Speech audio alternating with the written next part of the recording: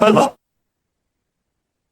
Hello students, welcome back to our channel BST Pointers. This is day 2 of our new series, that is week of BST 2025.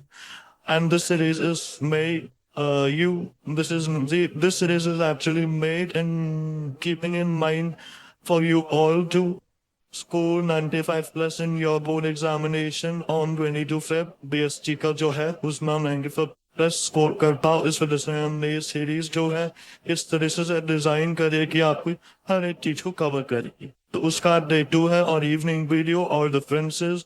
जैसे हम BST के सबसे important differences करने वाला जो भी 12 चैप्टर्स में है, बहुत इम्पोर्टेंट होंगे ये वीडियो। तो अपने दोस्तों के साथ शेयर करना, हमारे चैनल को सब्सक्राइब लाइक करना वीडियो को, और more interesting videos also that are coming uploading on the days.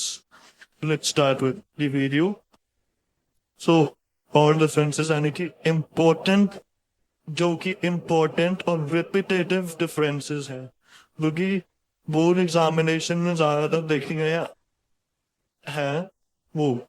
सबसे पहला है difference between unity of command and unity of direction. These are two different principles of fuel. Unity of command का मतलब that सबसे पहले आपको पता है वे डिफरेंस की वीडियो है जिसमें सारे डिफरेंस कवर करेंगे। तो write how to write difference in paper, this should also be known by you. Proper format होता है डिफरेंस लिखने का, वो फॉर्मेट आपको पता होना चाहिए। क्या है वो format? that it is important to realize bases और parameters in difference. Tabular format तो होना ही चाहिए, बेसिस और पैरामीटर्स भी आपको लिखना है। अगर नहीं लिखोगे तो marks will be deducted for that. Basis में सबसे पहला मीनिंग यानी कि मतलब, unity of command only subordinate should receive order from one boss. एक ही बॉस से उसको ऑर्डर मिलेंगे, एक से ज्यादा मिलेंगे तो violation of unity of command मिल जाएगा। Unity of direction, each group of activity should have one head one plan, यानी कि यहाँ पे एक सिंगल एम्प्लॉय की बात करी यूनिटी ऑफ कमांड में। यूनिटी ऑफ डायरेक्शन में यहाँ पे एक पूरे डिपार्टमेंट की बात करी जा रही है, एक ग्रुप की बात करी, डिपार्टमेंट की बात करी जा रही है। तो एक हर एक ग्रुप में एक ही हेड होगा और इस ग्रुप का एक ही ऑब्जेक्टिव होगा, that has to be world. Aim की बात करें तो unity of command का aim है to avoid dual subordination, और इसका aim है to avoid overlapping of activities। तीसरा is implication, it affect individual employee, यानी कि इसका इफेक्शन जो होगा वो individual employee की वर्किंग पे जाएगा। इस unity of direction अगर violate होता है तो इसका इफेक्ट overall organization यानी कि entire organization पे जाएगा। Let's move to next difference, that is centralization, difference between centralization and decentralization। तो सबसे पहला है that is meaning. Again, basis meaning. So it centralization is concentration of power at higher level only, यानी कि power authority higher level top level के पास है। Decentralization यानी कि power with every level। तीन लेवल होते हैं मैनेजमेंट में, टॉप मिडिल लोअर, तो तीनों के पास यहाँ पे पावर होती है। Authority is next point. Authority यानी कि top management has maximum authority, middle and bottom level है लो authority. Authority is equal at every level, is divided systematically at every level, her level पर अथॉरिटी है। Suitable kit कौन सी कितनी कैसे organisation के लिए सुटेबल है? सेंट्रलाइजेशन फॉर स्मॉल जहाँ पर कम एम्प्लॉयज हो, understandable. Decentralisation can be opt for large scale organisation. Fourth freedom, managers have less freedom of actions, यानी कि यहाँ पे सेंट्रलाइजेशन जहाँ पर होती है मैनेजर्स के पास वहाँ पर फ्रीडम कम होती है काम करने की, whereas in decentralization managers have more freedom to do more work according to the what they want to do.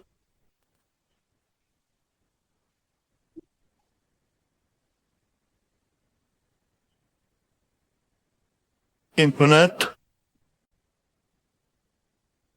Next difference है that is difference between Henry Fowler and Taylor. Henry basis में सबसे पहला perspective यानी कि M कह सकते हो। Perspective में आप लिख सकते हो Henri Fayol it was for top level, and Taylor यानी कि टेलर का जो प्रिंसिपल थे it was for floor level of factory. अच्छा, ये वाला कीवर्ड ये एज अ कीवर्ड भी आप यूज कर सकते हो, ठीक है। फिर जहाँ पर शॉप फ्लोर लेवल आएगा यानी कि वहाँ पर टेलर बोला गया, टेलर की टेक्निक्स है, टेलर के principles. Is your unity of command Fayol में तो स्ट्रॉन्ग विजन दिया, यूनिटी ऑफ कमांड अगर वॉयलेट होता तो आपको तीन चीजें होती हैं, वो तीन चीजें आप वो कमेंट सेक्शन में लिखनी है। जैसे इसको पता है हर उन्हीं को बता वो जिन्होंने हमारी वो आई फाइट टू बोर्ड सीरीज देखी है। और टेलर इसको इतनी इंपॉर्टेंट नहीं देता फंक्शनल फ्योरमैनशिप में, जैसे कि हमें पता है कि डिवीजन ऑफ वर्क तो होता है लेकिन यूनिटी ऑफ कमांड हो रही होती है। एप्लीकेबिलिटी यानी कि Henry Fayol principle university applicable है, टेलर की देखिए हुआ है तो they are applicable only in specialize situation, यानी कि कुछ स्पेसिफिक सिचुएशंस में ही एप्लीकेबल है। Basis of formation, Henry Fayol ने कैसे प्रिंसिपल्स को बनाया, तो it was based on his personal experience that he faced, and for Taylor it was made by the observation and the experimentation made by him. तीसरा है focus, focus means improving overall administration, यानी कि management organisation administration को improve करना, और Taylor के case में productivity को इंक्रीज करना। It was his objective, it was his focus behind the techniques and the principles. इसके बाद पर्सनालिटी की बात करें तो he was a practitioner, he was a scientist. Expression की बात करें तो what was his expression? He generally theory of administration he generally gave, and इसमें आप scientific मान, ठीक है। Hope you understand this difference between the Taylor and the Freer. उनके बाद next है this financial incentive and non-financial incentive। तो financial incentive का मतलब में सबसे पहला है mode. Financial incentive involve payment of money, यहाँ पे money involved, और non-financial जहाँ पे money involved ना हो, payment of money ना हो, that is non-financial। Basis of determination, determination the basis क्या होंगे? Financial incentive determined on the basis of cost of living, agreement of service, benefits offered by the competitors, or non-financial incentive के case में nature of the job, aptitude of management, aspirations of employee. So this is also very important. इसके बाद third is level.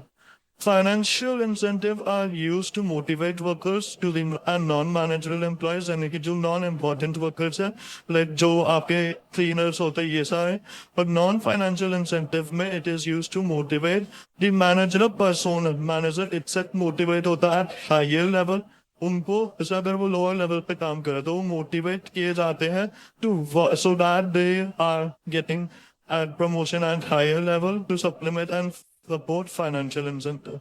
And again, non-financial incentive are made to support the financial incentive. Let's move to the next difference, that is difference between the style of leadership. जिसमें सबसे पहला autocratic style of leadership, democratic, and तीन leadership style होता है autocratic, democratic, laissez-faire।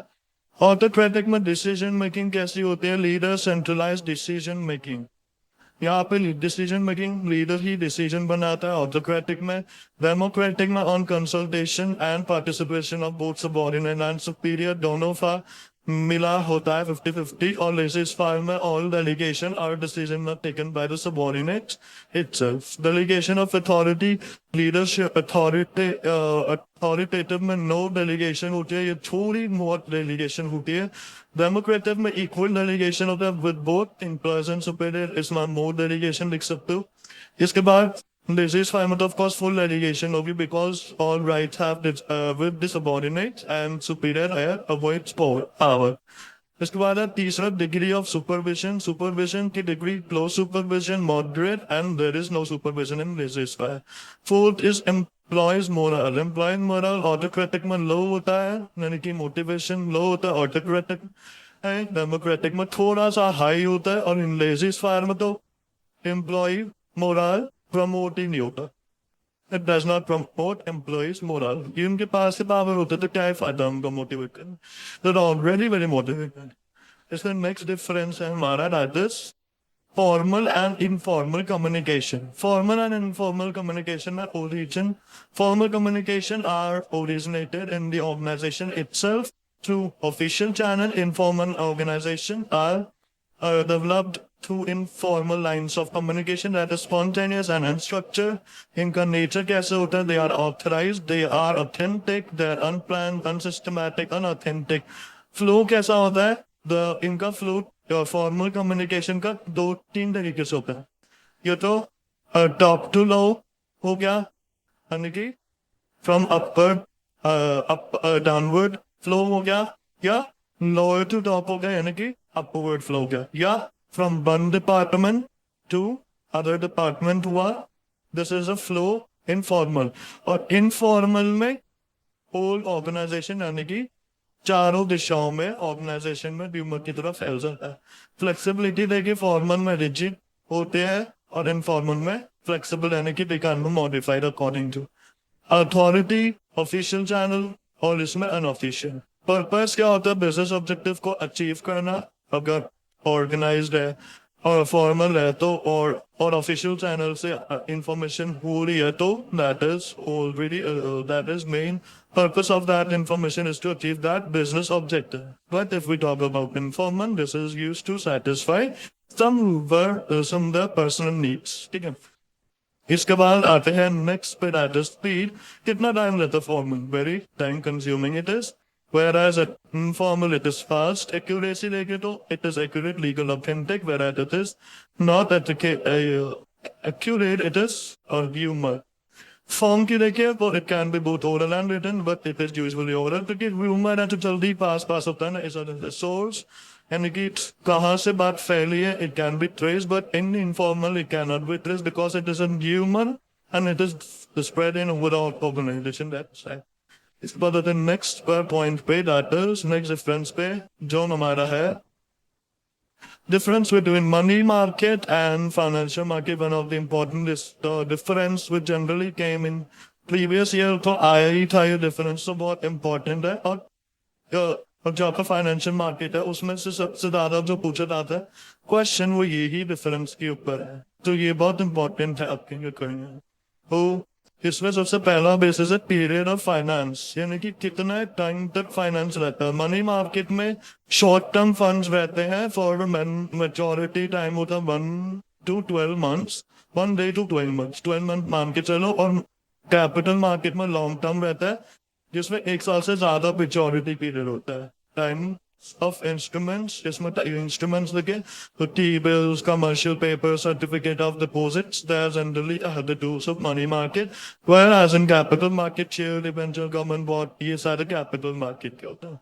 तीसरा is use of funds कैसे use होते हैं? They are used to mobilize the money market, financial, current business operation, working capital requirement, liquidity requirement of the business, short-term fund requirement of the government. इसलिए यहाँ पे funds use किए जाते हैं. ठीक है. इसके बाद कैपिटल मार्केट में फंड्स यूज होते हैं for the financial capital requirement and long term requirement of the government. यहाँ पे सारा जो काम होता है वो लॉन्ग टर्म के लिए होगा और यहाँ पे जो सारा काम होगा that is for short term. तो इतना याद रखना. कुछ नहीं मिल रहा होगा बेसिस याद है तो शॉर्ट टर्म लॉन्ग टर्म में कर देना, नंबर मिल जाए. इसके बाद 14 वॉल्यूम ऑफ फंड का कितना वॉल्यूम रहता है मनी मार्केट में?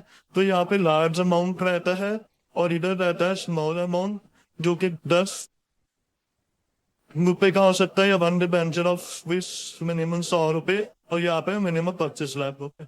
प्रेजेंस ऑफ सेकेंडरी मार्केट की प्रेजेंस की बात करें तो यहाँ पे मनी मार्केट में कोई प्रेजेंस नहीं होती. सेकेंडरी मार्केट के अंदर कैपिटल मार्केट आते तो इसलिए यहाँ पे प्रेजेंस होते हैं. इंटरमीडिएट्स की बात करें तो मनी मार्केट में इंटरमीडिएट्स है banks, discount houses, acceptance houses और कैपिटल मार्केट में ब्रोकर्स, जॉबर्स. स्पेसिफिक लोकेशन की बात करें तो कोई स्पेसिफिक लोकेशन नहीं है मनी मार्केट की और इसकी एक स्पेसिफिक प्लेस, एक फिक्स्ड प्लेस है कैपिटल मार्केट में.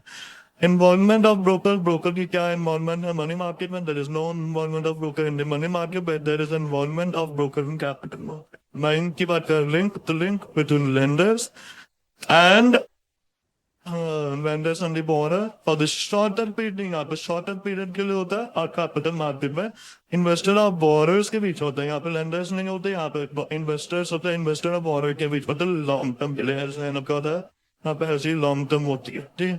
इस पर आते हैं नेक्स्ट डिफरेंस पे, that is selling and marketing के बीच का डिफरेंस. सेलिंग और मार्केटिंग में मीनिंग की बात करें तो it refers to transaction between two और मोर पार्टीज, यानी कि दो और दो से ज्यादा पार्टीज के बीच के ट्रांजैक्शंस जिसमें buyer receive the offering and give buyer को प्रोडक्ट मिलता है, सेलर को उस रिटर्न में समथिंग कुछ मिलता है, something in return of that product of same value वापस सेल होता है। उस ट्रांजैक्शन को हम सेलिंग कहते हैं।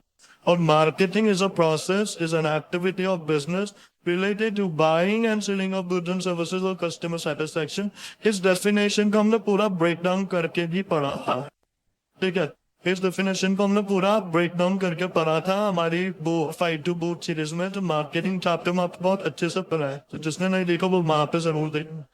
इसमें नेचर ऑफ वर्क की बात करें तो seller just focus on selling the product, selling में सिर्फ प्रोडक्ट बेचना किसी भी तरीके से, लेकिन मार्केटिंग में फोकस होता है कस्टमर की नीड एंड वांट पे। फंक्शन की बात करें तो function is to make the product and then think about this selling, how to sell that product. Marketing में उस प्रोडक्ट को मार्केट कैसे करना, उस प्रोडक्ट के प्रमोशन कैसे करना, ये सब सोचना है। फोकस में बात करें to produce more and more product इसका एम, और इसमें होता है brand recognition, brand image is mainly focused. Interest की बात करें, selling maintains the consumer interest, consumer का इंटरेस्ट होता है। On the other hand market interest creating the interest of the customer. Strategy की बात करें तो strategy is selling, push strategy is use, और इसमें पुल स्ट्रैटेजी यूज होता है। याद रखना सेलिंग में कौन सी स्ट्रैटेजी यूज की जाती है, सेलिंग में पुश स्ट्रैटेजी यूज की जाती है, और मार्केटिंग में कौन सी स्ट्रैटेजी यूज की जाती है, पुल स्ट्रैटेजी यूज की जाती है। खींचना अपनी तरफ, और पुश में प्रोडक्ट को खींचना अपनी तरफ, मार्केटिंग और प्रोडक्ट को नकते देना इज सही। Hope you understand this. इसके बाद next difference that is difference between principal based and difference between rule based. एक मिनट रुक जाइए प्लीज। देखो प्रिंसिपल बेस्ड में सबसे पहला आपका पैरामीटर है that is view of quality system. Quality system का क्या पॉइंट ऑफ व्यू आपका होना चाहिए, integrated and systematic in principle based and rule based stand alone and error. ये आपका चैप्टर नंबर 2 का है। वैसे ये डिफरेंस आज तक नहीं मिनिमम लीस्ट पूछा गया है, अगर पूछा गया होगा तो, लेकिन अगर इसमें इम्पोर्टेंट है फिर भी, क्योंकि top of the CBSE is validated, therefore the least we have to prepare। तो इस वजह से हम ये वाला कर रहे हैं एक बारी। फोकस में अगर हम देखें तो इम्प्रूवमेंट होती है प्रिंसिपल बेस्ड और रूल बेस्ड कॉम्प्लेंस। फीडबैक का अगर हम देखें पार्ट तो formative and principle based and summative and rule based. Improvement objective देखें तो continuous and contextualisation and principle based and static and standardisation in rule based. इसके बाद रेफरेंस देखिए, किसकी रेफरेंस, तो यहाँ पे किसकी रेफरेंस है, फ्रेमवर्क और नॉन पर्सपेक्टिव, और इसमें स्टैंडर्ड्स एंड पर्सपेक्टिव की। एसर्स की बात करें तो स्किल्ड पीयर्स, और इसमें टेक्निकल एक्सपर्ट्स। इसके बाद असेसमेंट क्लाइमेट की बात करें, प्रिंसिपल बेस्ड म्यूचुअल रिस्पेक्ट और ट्रस्ट होनी चाहिए, whereas in rule based it should be डरफुल, यानी कि धर्म का स्पेशियस शक होना चाहिए। इसके बाद मोटिवेशन फॉर असेसमेंट, यहाँ पे असेसमेंट के लिए क्या मोटिवेशन है, इंट्रिंसिक, और यहाँ पे एक्सट्रिंसिक। इसके बाद मेथोडोलॉजी, मेथड असेसमेंट या इवैल्यूएशन करना, और इसमें ऑडिट करना। So this is also a very important, लेकिन इससे लीस्ट चांस है to come in the exam. अगर आप इसे छोड़ना चाहते हो तो you can leave it. Okay,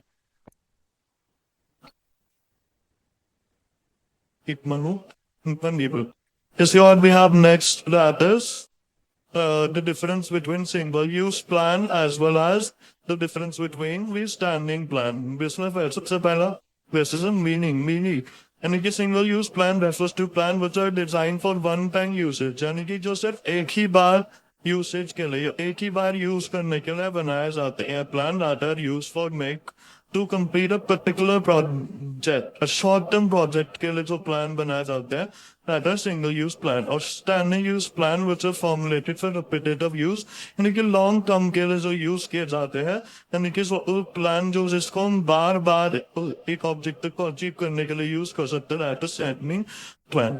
इसमें act as a approach to handle a situation or a problem. यानी कि single use noun we can use to handle a situation, resolve a situation or a problem, whereas in standing we it help us to guide for an action. यानी कि stand अगर हम अपना current point starting point पे यहाँ है और अगर हमें एंड पॉइंट पर पहुंचना है तो ये जो वे है इस वे को हमें एक वे को डेवलप करना पड़ेगा to reach the end point. तो वो वे को डेवलप करने के लिए जो हमारे को गाइडिंग होगा वो हमारे को स्टैंडिंग प्लान करता है।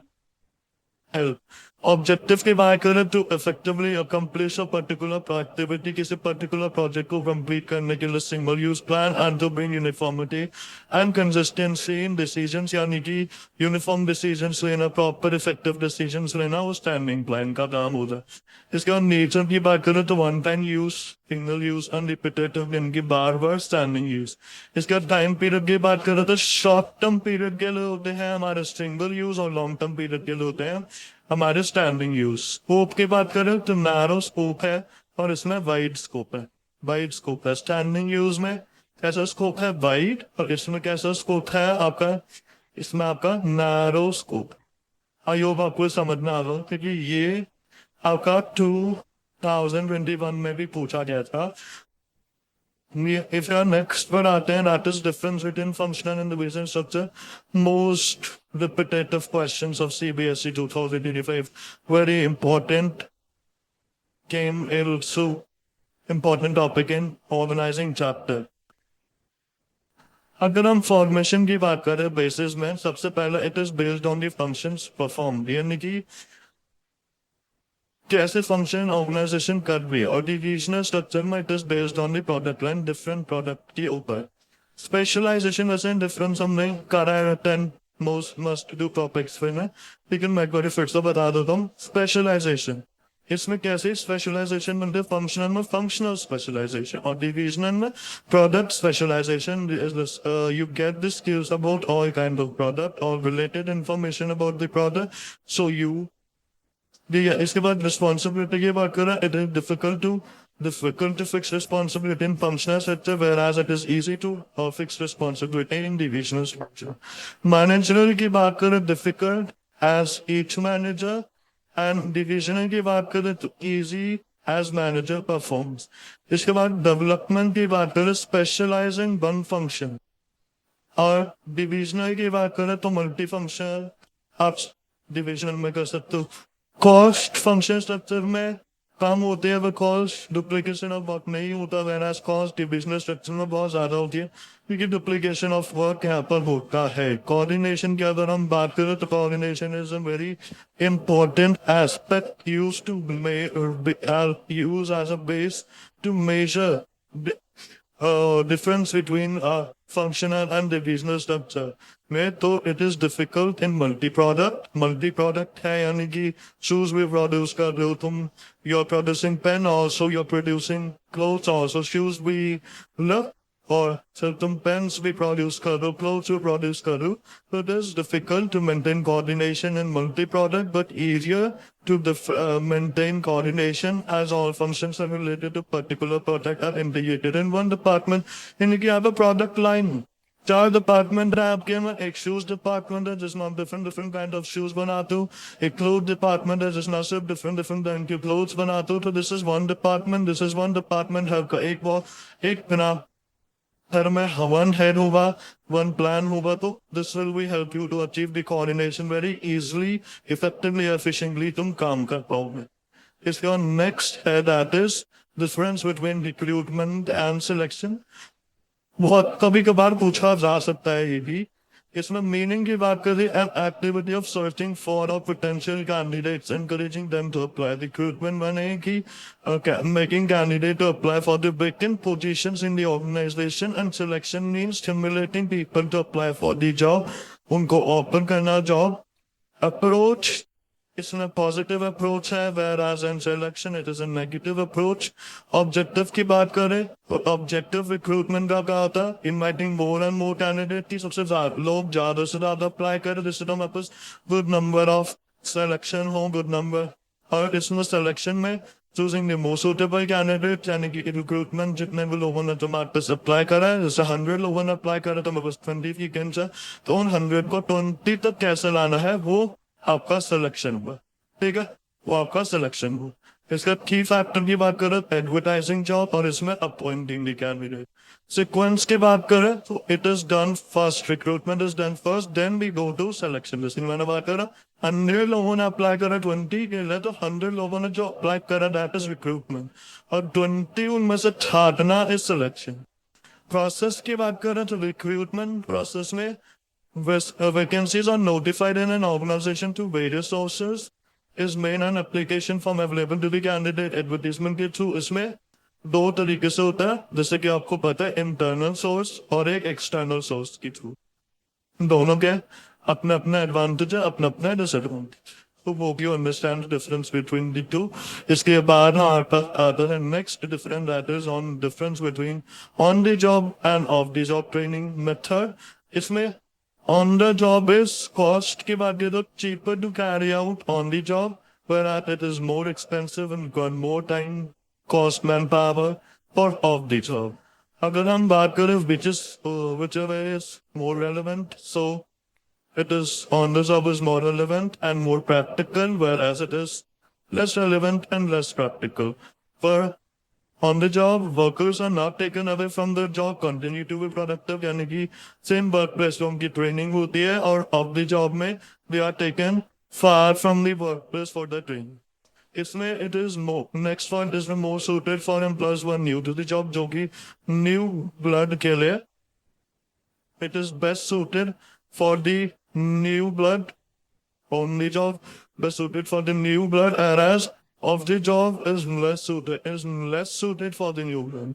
चांसेस ऑफ डिस्ट्रैक्शन हाई है, क्योंकि उनका एक्चुअल वर्क एरिया ही उनका एनवायरनमेंट है, और इसमें फोकस ज्यादा लगता है क्योंकि वर्क एरिया से वो फार अपनी ट्रेनिंग कर रहे होते हैं। इसमें supervisors directly observe and evaluate their performance। इसमें because they are put on the job, effectiveness is not known, ठीक है। होप आपको ये डिफरेंस भी समझ में आ रहा होगा। इसके बाद this is the last difference between this is the last and important, निकी ये हमारी आज की वीडियो का लास्ट डिफरेंस है on this job and off the job method। and if you like the video and please share our video to your fellow mates, so उनको भी quality content मिले, उनको बोलना सब्सक्राइब करें, लाइक करें, share करें video. Next video सोन upload होगी। till then take care, bye, stay healthy, stay safe।